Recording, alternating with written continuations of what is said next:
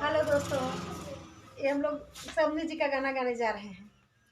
पसंद आएगा दोस्तों तो आप लोग खुद ही समझदार हैं। खाला खाला ए समधी मटर